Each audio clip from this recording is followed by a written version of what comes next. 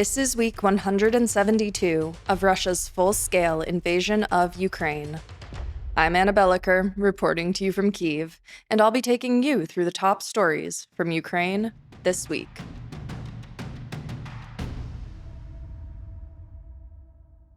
You may be wondering where I was last week, or where I got this new tan.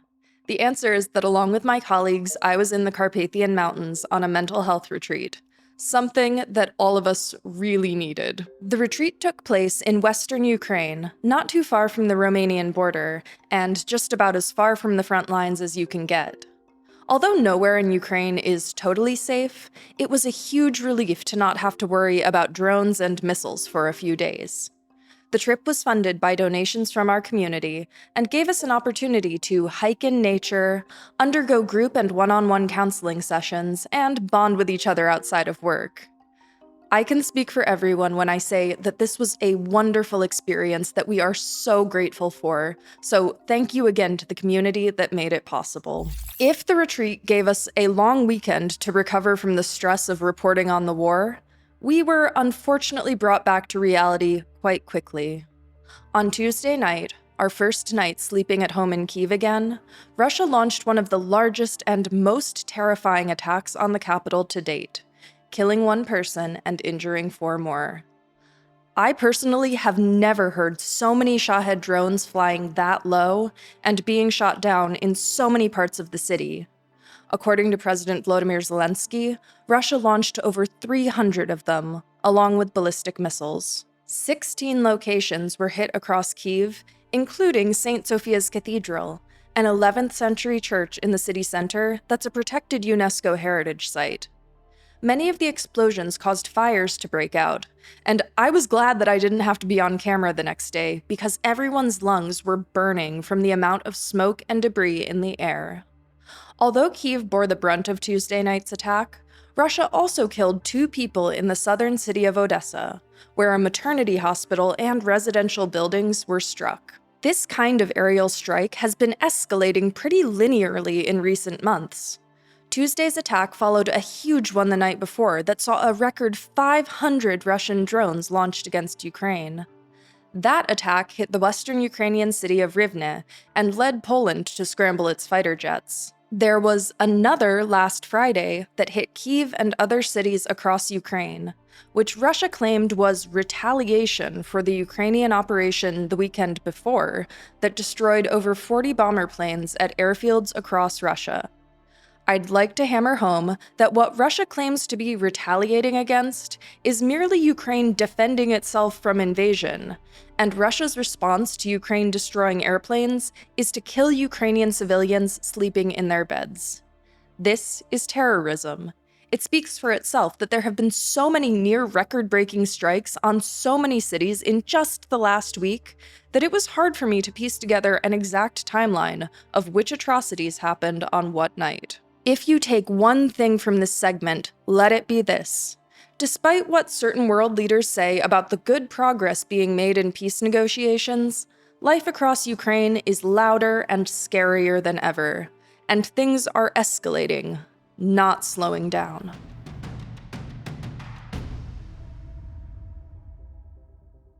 While Ukrainians huddle in shelters on a nightly basis, the U.S. has signaled that it plans to reduce military aid to Ukraine in the near future.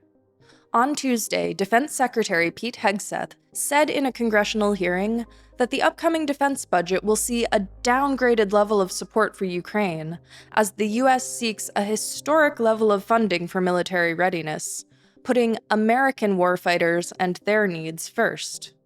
Although it's not yet known how significant the reduction of aid to Ukraine will be, Ukrainian lawmakers, soldiers, and civilians alike are bracing for a reality that may see far higher death tolls and Russian advances in the absence of American equipment and capabilities that simply can't be provided by any of Ukraine's other allies. Since February of 2022, America has given Ukraine roughly $74 billion in aid, as well as critical ammunition, tanks, vehicles, long-range missiles, and air defense.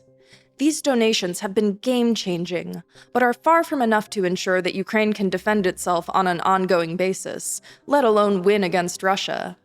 Kyiv is the only city in the country consistently guarded by US-supplied Patriot air defense, and you can see from this week's events that even that level of protection isn't enough to stop Russia from killing civilians on a regular basis. There have been no new aid packages to Ukraine in the 5 months since President Donald Trump took office, with deliveries of aid and weaponry coming only from the remainder of the packages promised by the previous administration. However, even the aid promised during former President Joe Biden's tenure is being called into question. According to a statement by President Zelensky last Sunday, 20,000 missiles that were earmarked for Ukraine under Biden have been rerouted to the Middle East by the Trump administration. The decision to reduce and divert aid not only leaves Ukraine's soldiers and civilians in a compromised position, but undermines US-Ukraine relations and intelligence sharing, as peace talks stall and fail to achieve meaningful progress towards ending the war. There's also another arena in which a retreating US will harm Ukraine greatly: the retrieval of tens of thousands of Ukrainian children forcibly kidnapped and deported by Russia since the start of the full-scale invasion. Yale's Humanitarian Research Lab, which heads the Conflict Observatory Lab and holds the largest database of more than 30,000 Ukrainian children abducted by Russia, has had its funding axed by the Trump administration and will reportedly shutter its doors in the coming weeks. The information compiled by the lab has reportedly been transferred to the State Department and to Ukraine's government, but with no clear roadmap on how the children listed in the database will be retrieved, or criminal proceedings against the abductors will proceed. Only around 1,300 children deported to Russia have been returned so far, and the databases of those taken are far from complete.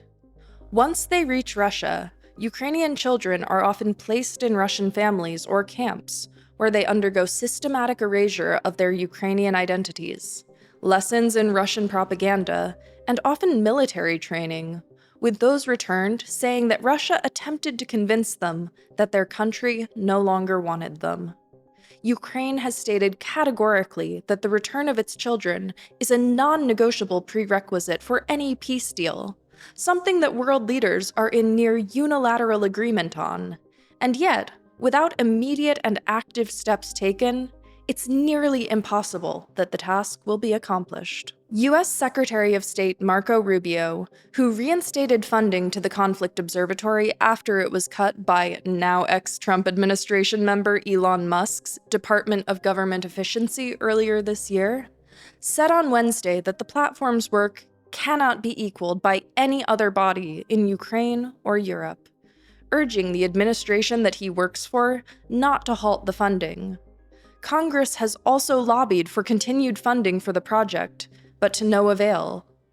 For a country where child trafficking is such a hot-button topic, it's incredibly disheartening to see the US abandon tens of thousands of children to a hostile nation that seeks to erase their identities and weaponize them against their homeland.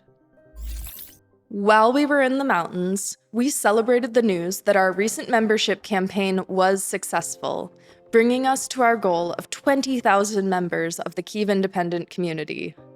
Thank you so much to everyone who joined us, and to those who have been with us since the beginning. It's truly thanks to you that we get to do this work. But the work is far from finished. If you'd like to join our now 20,000 plus strong community, there will be a link to our membership page in the description below. I'd also like to give a shout out to a really neat thing that some of our community members achieved this week. Friends of the Kyiv Independent in Springfield, Oregon, successfully lobbied to have a local street renamed from Kyiv Street, spelled in the Russified transliteration, to Kyiv Street, spelled in the authentic Ukrainian transliteration. Since the fall of communism, Ukrainians have worked hard to have native transliterations of Ukrainian proper nouns adopted by the global media, rather than the Russian versions pushed by imperial authorities for centuries. This is why you'll see Ukrainian city names like Kyiv, Kharkiv, and Lviv written on maps where there used to be only the Russian equivalents of Kiev, Kharkov, and Lvov. By using Ukrainian transliterations of Ukrainian names, you show respect for Ukraine's sovereignty and fight for independence, something that we at the Kyiv Independent hold very dear. Thank you to our community for this incredibly cool effort, and if it inspires others to do the same, please let us know.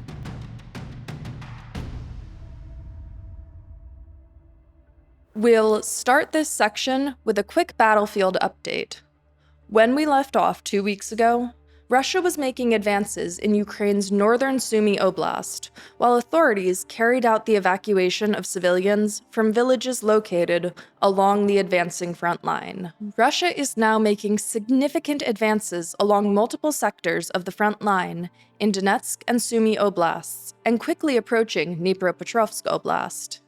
In the case of Sumy and Dnipropetrovsk, Russia claims to be creating a buffer zone, code for attempting to gain new footholds in new regions that can then be weaponized against Ukraine in negotiations.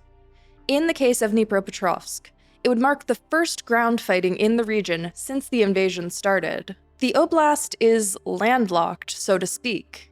It doesn't share any border with Russia, but is left vulnerable to Russian advances through neighboring Donetsk Oblast to the east. Despite Russia's claims, Kyiv denies that Moscow has advanced into Dnipropetrovsk Oblast, with President Zelensky calling it a Russian disinformation campaign.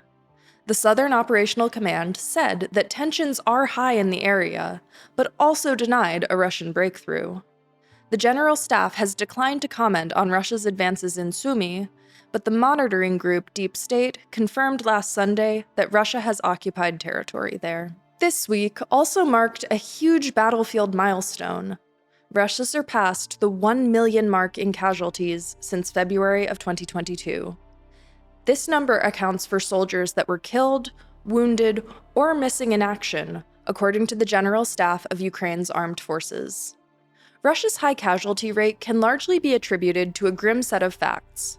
The country has a much larger population than Ukraine to recruit from, and their style of waging war involves sending waves of men in ground assaults that result in a steady capture of territory, accompanied by a very high casualty rate. The morbid term for this is the meat grinder. Russia can afford to pay men increasingly large sums to fight. It can afford to lose far more of those men than Ukraine can, and it frames advancing at any cost as an ideological crusade. 1 million casualties may seem like an overwhelming number, the size of an entire mid-sized Russian city like Volgograd or Saratov. Wouldn't Russians be protesting against such a huge blow to their population? Unfortunately, the answer is no. Russia has a total population of over 143 million people. Moscow alone has over 13 million residents. By offering Russians higher and higher financial incentive to join voluntarily, recruiting from the more impoverished parts of the country, and bolstering their ranks with troops from allied countries like North Korea, the Russian military has stayed well populated enough not to require the kind of widespread involuntary mobilization campaign that would make the war truly unpopular among the residents of Moscow and St. Petersburg. The last round of partial mobilization was in the fall of 2022 and caused widespread outcry, something that Putin will want to avoid repeating at any costs.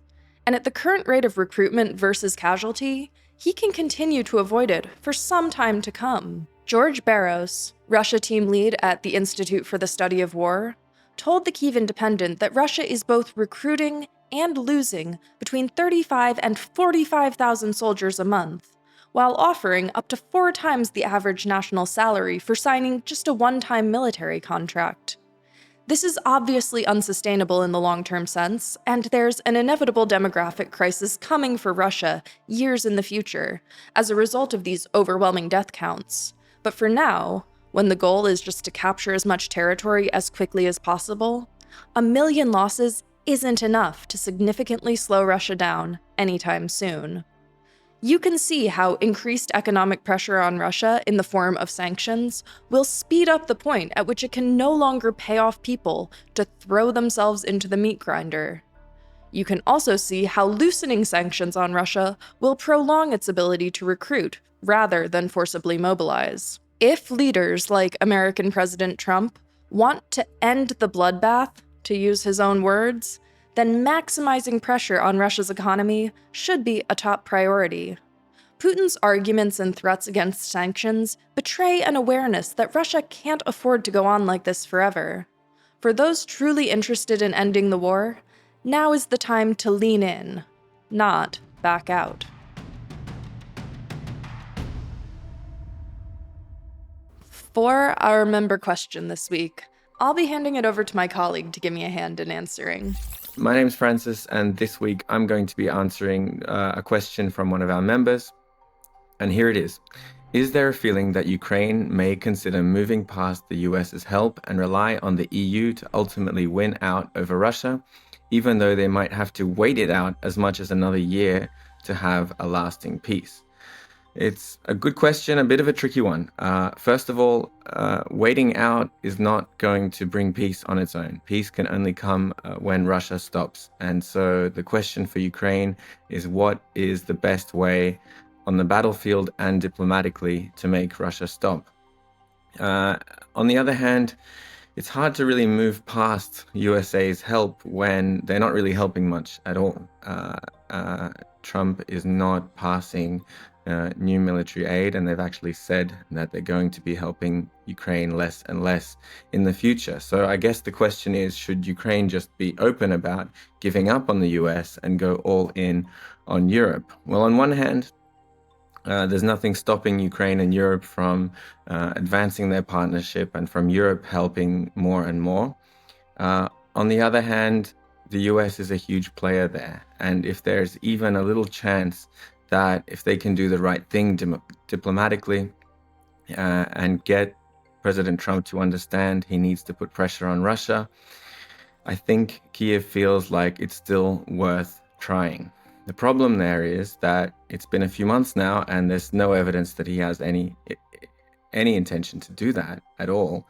And in the meantime, that makes it easier for Europe and Ukraine to just be in this holding pattern of hoping for Trump to do something while the fighting goes on and Russia advances on the battlefield. That's all for this week. We'll be back next Sunday with more news from Ukraine. If you enjoyed this video, please like and subscribe to this channel. Your support is what allows us to bring you independent, unbiased news about Russia's invasion, which we are committed to doing no matter how much uncertainty the world faces. If you'd like to become a member of the Kyiv Independent community, please visit the link in the description below. I'd also like to thank everyone who donates directly via YouTube. Your support is greatly appreciated. Thanks for watching. I'll see you next week.